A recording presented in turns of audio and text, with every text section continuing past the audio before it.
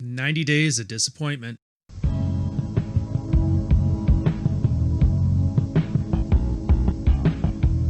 So I've done videos now on how games used to be better, and this isn't an opinion. This is just how they're designed now. They aren't games. They're not made to be fun. They are software as a service, and they are made to be engaging to the player base, which is not the same thing. So when I say the newest thing, which at the time of me making this video is a game called Helldivers pulling a bait and switch on their audience, but by the time you see this, it could be absolutely any game pulling any number of stunts. When that happens, I go back to my old catalog and I look what would be fun for me. And I forget. Remember a few videos ago where I said Minecraft isn't a game, but 5 toys and a trench coat? Well, some people took that trench coat and made a game out of it. A lot of people did, actually. It turns out there are modded versions of Minecraft that took the base toy and created progression and goals and all that good stuff that games require. I mean, and a lot of people know of them too. There was Spleef, there was Skyblock, all the mods, Vault Hunters, and like 100 different people who have modded 100 different things for 100 different versions of a game that's completely different than the base. And I've always had a soft spot for this one called Skyfactory. It's on its 4th version now, and I got started back when it was like Skyfactory 2, and it was on its 2nd. And I think it's a good thing. Because I don't have to spend $70 to know someone is going to ruin my enjoyment of a thing in order to make it more engaging. I don't have to pre-order a thing to know they're going to let me down. I don't have to obsess over all the hype to know that marketing wonks are lying to me just so they can make bank. If the newest game is really that good, it'll still be good in 6 months. It'll still be good in 90 days. And until then, I'm going to putter away on a 4-year-old Minecraft mod that starts with a tree in the void and ends with a fantastical world of my building and a book full of achievements and a character named Steve that twerks to make trees grow. And I think that's a better way of looking at new games. Like, no matter how much you loved the IP of growing up, how good the hype was, games are just now managed to be and by the same business professionals that would run movies, TV shows, books, music, and entertainment in general. And being how I'm an author myself, and I can say this 3 books in, I can kind of see how it's supposed to work. It's 2 concepts, really. And by understanding them, you understand why they've made $1 billion hunk of junk that keeps people giving them money. The 2 concepts? The fat head and the long tail. Once you understand them, you understand everything. So here, if you look at something, anything, a widget, a CD, a game, there is the first 90 days. They call it the fat head. Something like 80% of an item's lifetime sales will happen in those first 90 days. It's why your old CD-based games had such a heavy-handed digital rights management or DRM way of locking down your game, almost to the point that a few of them became harder to play as a paying customer. And the goal wasn't to keep people from pirating their games. Their goal was much more direct. Their goal was to keep people from being able to crack the game and pirate it for free for the first 90 days of release. We can argue whether they succeeded or not, but that was the plan anyway. In fact, I remember there was an old Sierra Games game, or maybe it was id, but I had it from my Pentium 1 back in the day, and I wish I could remember the name of it. So if you do, please tell me the name of it in the comments, or at least your best guess. Anyways, they had a copy protection that was pretty cool. So if you had a pirated game copy, there was something about it that changed the game in certain ways that made it unfinishable. But you couldn't just find that out, and they wouldn't know, because you would always get certain types of error messages or specific text that was misleading and an item that was missing, like little stuff like that. And it would happen at the very late stage of the game, so you wouldn't know it right away. Actually, you know what? I think that one was Spyro, but there was another one I was thinking of because it had forums about it too.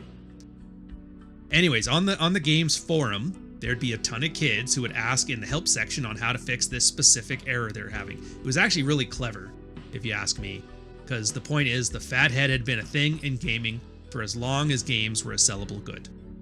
And in this case, the company got to sit there and laugh because they got to see individually every person who pirated their game, because they'd go into a forum and ask.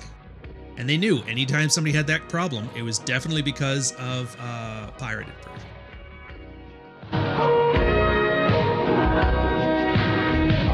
So that's the fat head. And the next thing is the long tail. 20% of sales happen over like the next few years.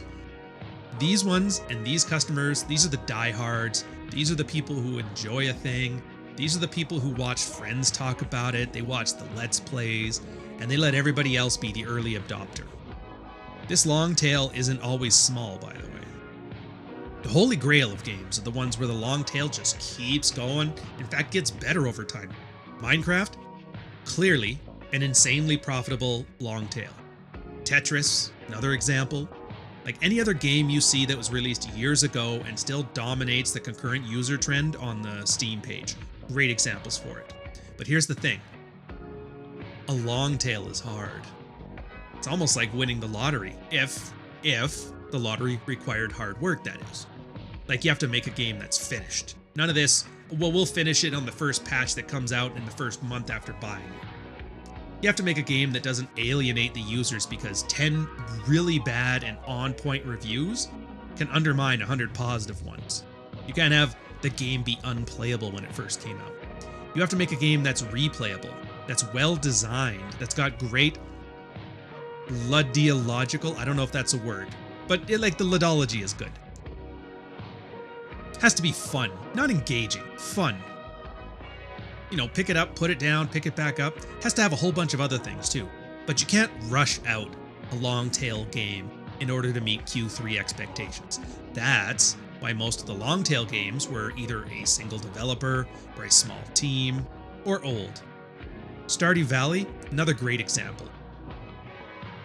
So the problem is once a studio becomes intertwined with business interests, you know, like a company going public, like an Ubisoft or whatever, you've all but abandoned long tail games. It's economically, they're just not viable anymore, according to shareholder blah, blah, blah.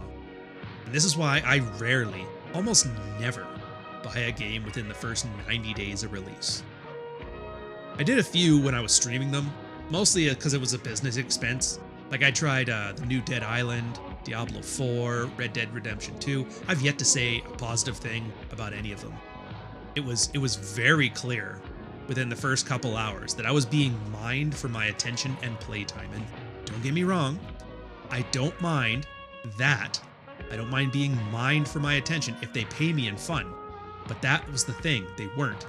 They were paying me in the instinctive need to finish what I started or to complete lists of achievements or, heaven forbid, like an OCD guy loves this stuff. In other words, they were paying paying with engagement. And I don't like being manipulated like that, so I just stopped, and you can too. It even reminded me of you guys remember on Xbox 360, Modern Warfare 2? Like not the remake or the reimagined remake or the sequel Modern Warfare 2, I mean the original one. And if you played it enough, you'd get some new camo for your guns, and that was the achievements. And the gold gun was the highest achievement. It was about a 2-year gap of development between Modern Warfare 2 and Modern Warfare 3. I managed to get my final golden gun, which I think was the M60, right around the 2-year mark after I started playing it. And then I put it down and started playing Modern Warfare 3 like a month later. It was really, really well designed when they knew how long those achievements were going to take. And my girl loved those days because the game came out near my birthday, so she always knew what to get me. Black Ops 2, I think, was the last year that she had a guaranteed killer birthday present. So this topic is personal. Ubisoft, Activision, Rockstar Games, all the others, they've literally ruined a fine family tradition. So yeah, from now on, I'm waiting a few months for the hype and the marketing to die down. I don't care how fun it looks. I don't care how great it is. I don't care. Yeah, I love Master Chief. I love Modern. I'll still wait. And then I'll see. Because all these games that have to be bought, the best thing ever, marketing, manna from heaven, on day 91, they'll still be good. So for these Fathead games, who even remembers them on day 91? I honestly want to know. Does anybody even care about, like, example, Diablo 4 right now? Like, if it's truly good, it'll be good in August. Sorry if that cuts into your shareholder dividends and cripples your stock price, but considering the only message it responded to is share price, maybe it's the kindest thing we can do to the game company. Little changes in our consumer behaviors that incentivize long-tail development and disincentivize fathead slop. So on this one, the funny thing about Skyfactory is just nonsensical, whatever. It's a mod they call twerking, which allows you to quickly bone meal trees by twerking. It reminds me of the old inside jokes Sierra used to put in the games that were campy, probably too old for kids, but it had that whimsy that's missing now, you know? Because PC culture, woke scolding, bullies don't like fun or something. Yeah, that's all I got.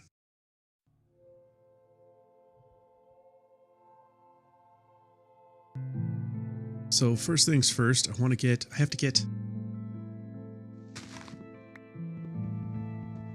get this place set up. I want to get a chunk, 8 things of dirt set up so that way I can speed up this initial process of getting saplings going. So, in no time like the present to get the first tools going for your stencils.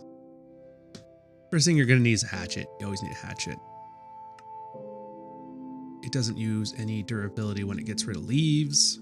Oops. And it just makes the whole wood process so much easier. I guess with Vein Miner, it only really affects a single strike, but it's also part of your achievements, so just get it.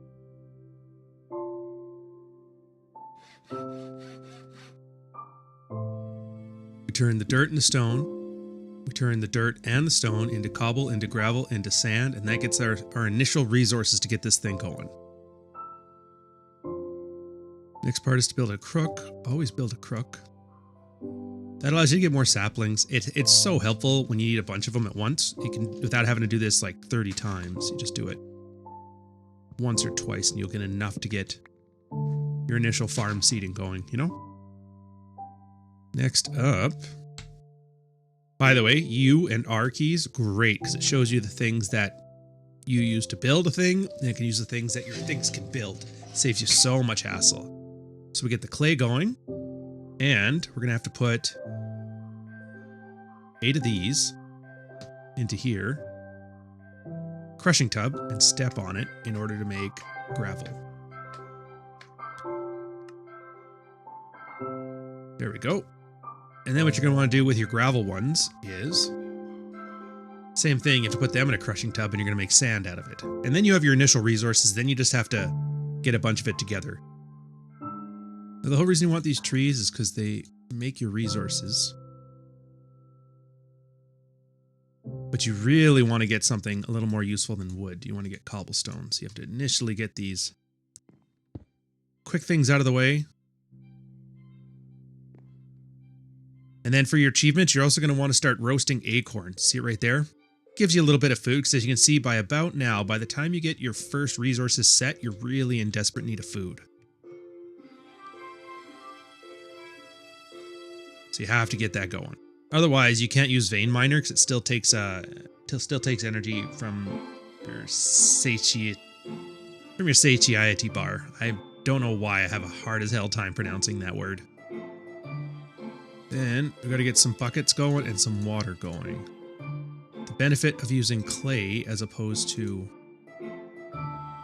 anything else for your buckets is it's great for cold stuff. As soon as you put anything hot in it, it's like one use only. So just something to keep in mind. Then as you put trees into the crushing tub, once you jump up and down, it actually makes water. So you need 2,000, and then at that point, we're able to start making our own. So here's hoping. Now you can make lava in crucibles. All you have to do is put a heat source underneath, a crucible up top, or a cauldron up top. With the wood ones, though, you have to work quick, because otherwise they burn down and you lose out.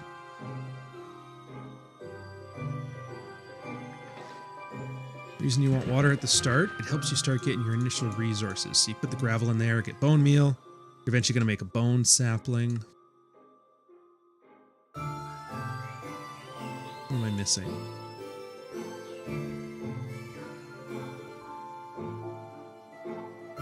Must be the wrong kind of sapling. Petrified. There we go.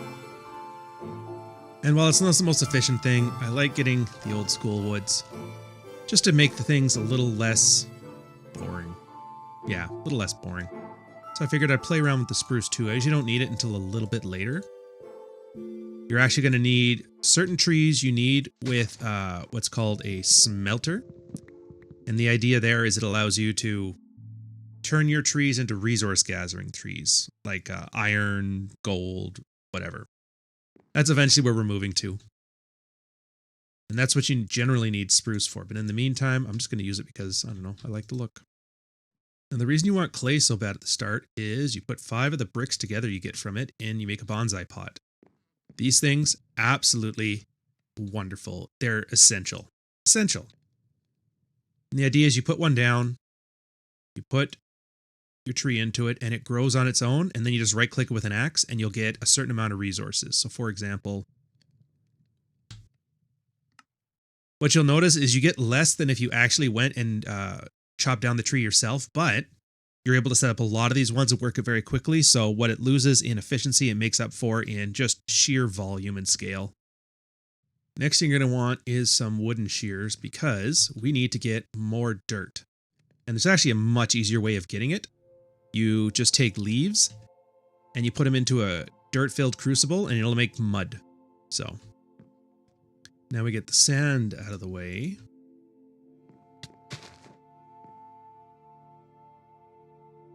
Gonna have to make some more food, I think. Actually, you know what? Let's just take the easy way out.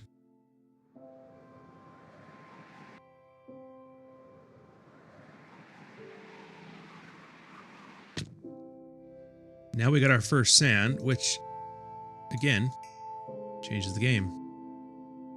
Now we're able to make a cobblestone generator. And for that, you just need a bucket of water, a bucket of lava, 6 stone, 6 cobblestone, and a piece of glass.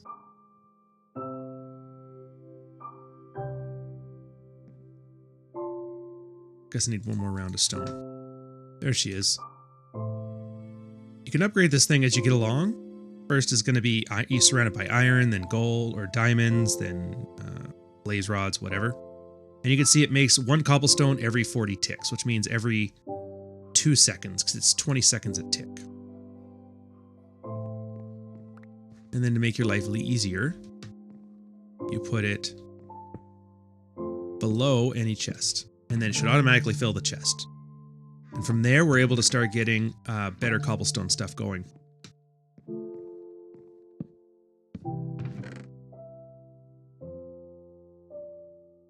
Now that we have an apple, one of the later game things we're going to need is an apple tree. Stomp it in the crushing tub, you get yourself some apple seeds, put it in here, and you remember the bone meal we got from before? This is actually helpful because you can't twerk these ones. You have to do it the old-fashioned way and bone meal it up. There.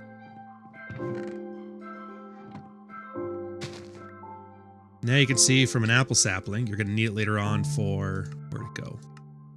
Put it in a cauldron with some water. You're going to get acacia saplings, which is going to be the main one you need to get iron. Another clever thing they added to this is wooden hoppers.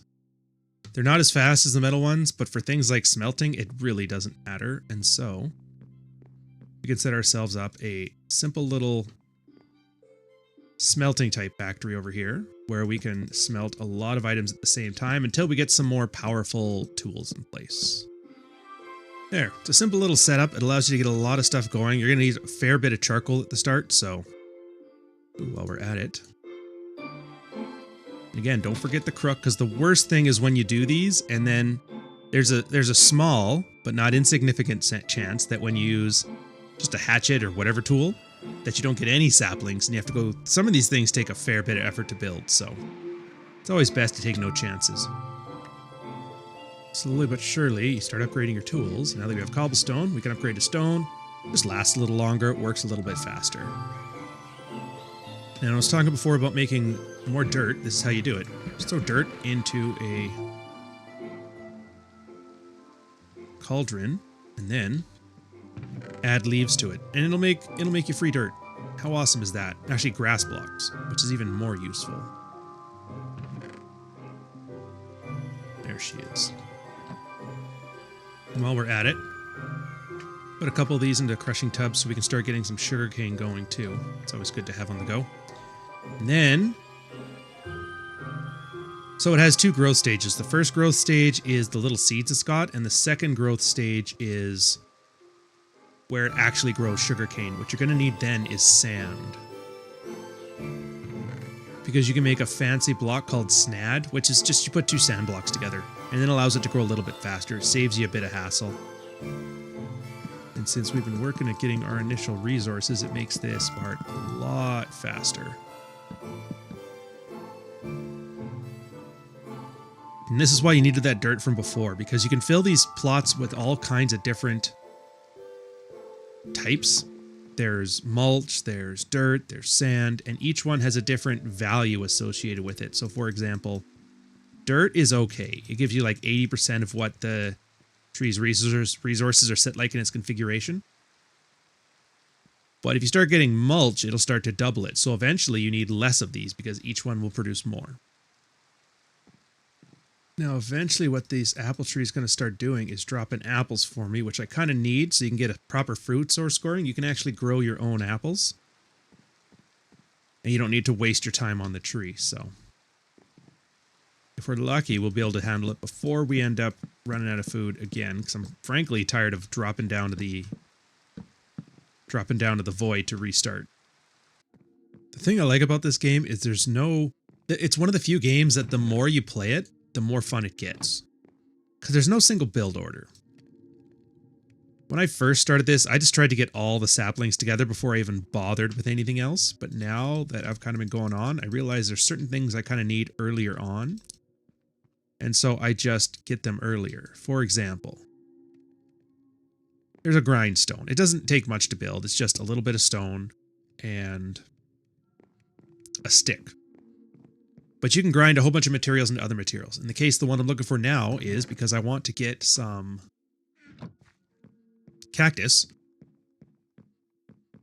You just grind the sand. And then you'll get a cactus seed. You do that snad trick again, like I said, with the two sand blocks. And then you can have this going while I'm working on the sapling still. It just saves you time. It's just such a nice little feature. I like it. Off. Took long enough. Next up is you want to build something called grout. Like so. The hell? Oh. You're going to need a fair bit of it. And then the whole reason having all these smelters here working is so you can do it fairly quickly. This is going to allow you to build a tinkerer smelter. And that is going to be the next step on your progression. You can't really get past the trees without it, so.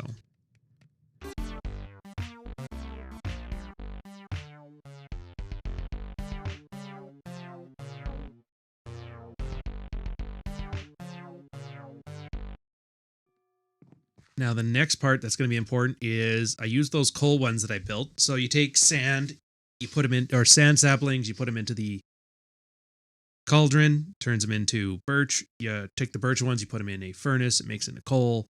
You get the idea. You use the coal ones along with the other ones I've been building, and you build yourself iron saplings, or iron amber. The idea is when those grouts are finished on this side, doing their thing, I'm going to need those.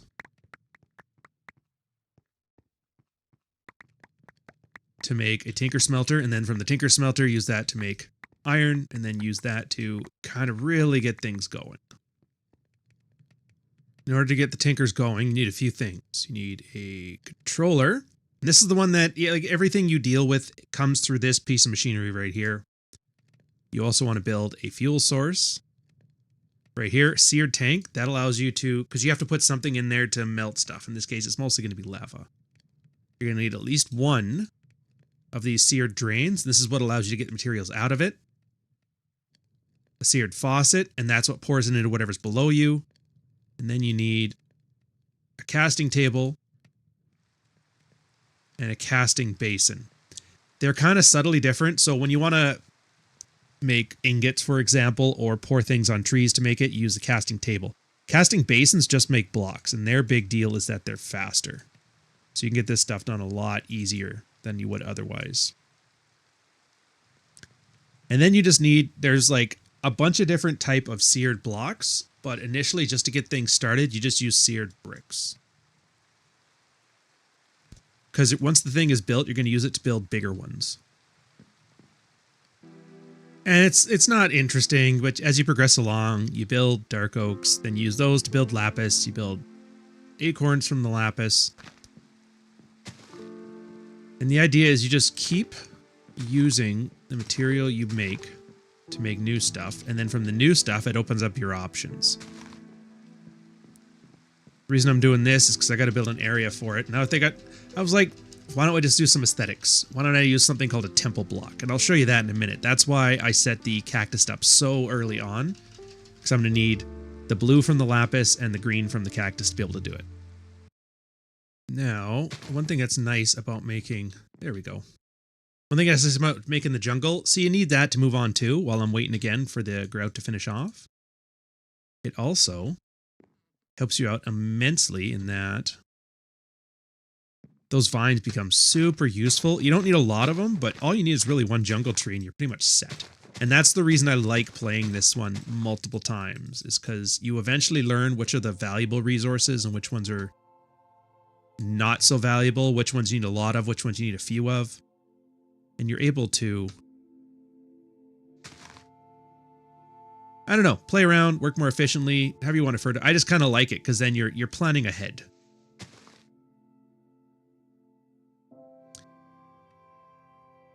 So you know what? I can just show you why jungle trees are so useful. You're going to need those because you're going to make mulch. Now, the reason mulch is so useful is because the growth rate, 142%, the drop rate inside a bonsai tree is 140%. That matters because when you are doing these, everything has a small chance to work. So in this case, you're getting, you know, instead of a 4% chance of string dropping from this pick one, it's going to be 6%. So it speeds up your entire thing. It really is the core element of Skyfactory is these bonsai trees. Without these, it's almost impossible to collect a decent amount of resources. I think there's mystical agriculture, which is a way of doing it with plants, but it's such a click fest. It's such a slog. If you're not a big fan of grindy games, like, you definitely won't be a fan of that.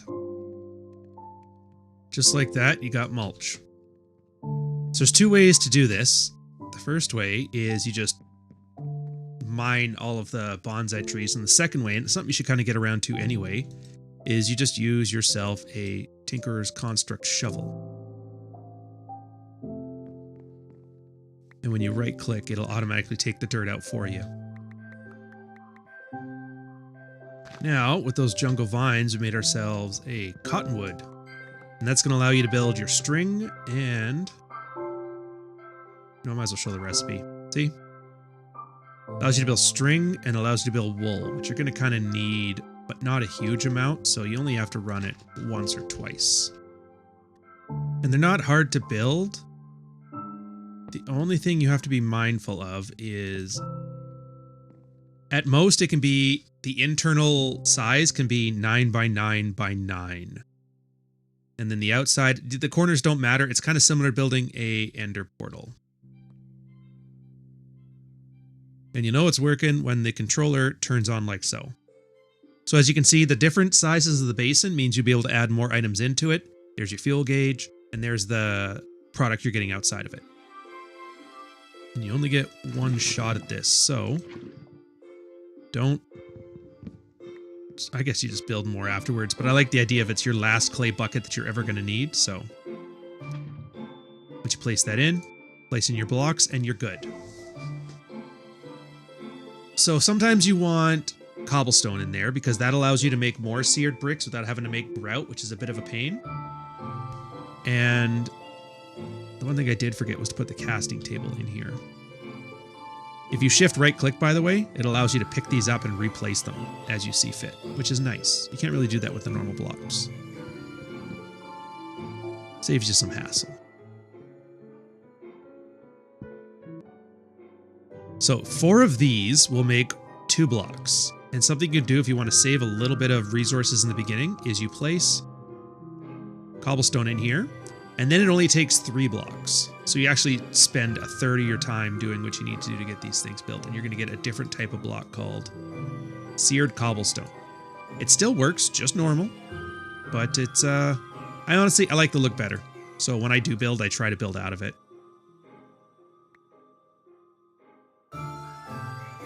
So once you got the iron set up, casting table goes in, acacia wood goes on it, pour it over top, wait a second,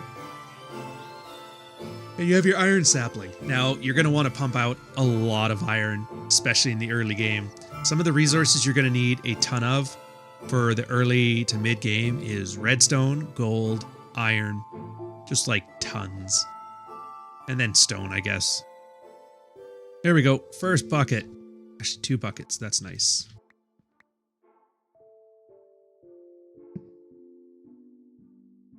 Now we got our first iron. We don't have to use the clay buckets anymore. Get rid of this nonsense. And it really helps us get this thing going. And if you're into aesthetics, which you know I am, you finally get your first chisel. Oh, it's so nice. You right click it, you put blocks in there. Look at that. Every single block you get now, well, not every, but most of the ones you get right now give you a ton of options. Oh yeah, not wood, but planks. So now you can, my bad. So now you're able to build a whole lot of neat stuff that you never would have thought of before. And then the more you expand it, the bigger your smeltery is and the faster you're able to expand it. So it's a nice exponential process. And then while you're doing that, don't forget, keep your iron going because like I said, you're going to need a lot. Another thing that's worth doing, remember those little, save yourself some iron in the early game? Just use these. The wooden hoppers. Because the stuff that smelts, it's never very quick. So they'll always manage to keep up.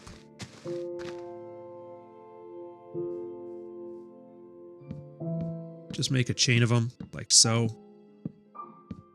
And then, every time you do your big smelting jobs here, it'll collect it all for you. It's, you know, the thing about this game is it's always about automation and saving time. And in this case, you're saving time. Now that you have the iron bucket and you have cobblestone for cauldrons, you never have to worry about lava again. You'll have an unlimited source. All you need is a torch underneath the cauldron and 4 stone blocks. Bam! Bam! Now we got it in place. Problem is we can't really build bricks. We need gold for that. So we got to upgrade the ability to melt some gold. So gold is not hard. You just have to get around to it. In this case, you just put amber, you melt it over an oak tree. But you're going to need lead. That's the one you don't have so far. You die, you just put some bone meal on the grass. So to make lead, you need sand, iron, petrified, and blue dye, which we already have. Now that you got that, the beauty of the gold stuff is you're able to make casts from it. So if I put a, for example, if I put a brick onto the casting table, and then I pour gold over it, it'll make a mold for that so I can continuously make more of them as we go on, which is like really useful. Then we're going to make ourselves a bunch of these because we're going to need a lot.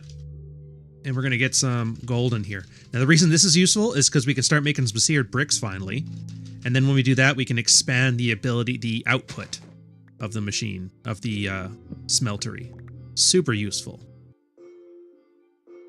And with an ingot cast, we can make more seared bricks, a lot more. And I'll show you another way you can speed this up too. You just use redstone. So if you just do a very simple block above and a lever on, you should probably also build a hopper. You can have the thing constantly running, building stuff while you work on other things. Like so. Great. Oh. So it's a good thing. Oh, geez. God damn it. So I was hoping I had my sword on me, but I guess not. I dropped it. So I try to let the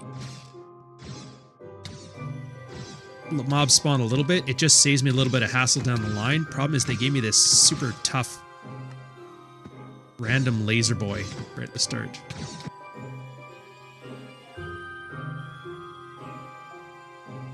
Narrate.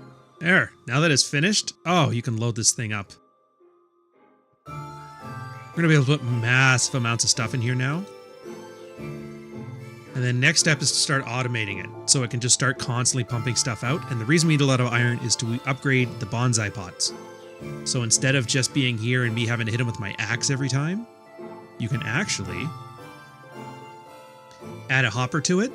And then what they do is they automatically dump it into a chest below them. We'll work on the redstone stuff, and that will allow you to start using pipes to start moving this stuff. And the idea is all of this resource gathering and metal smelting starts to become automated.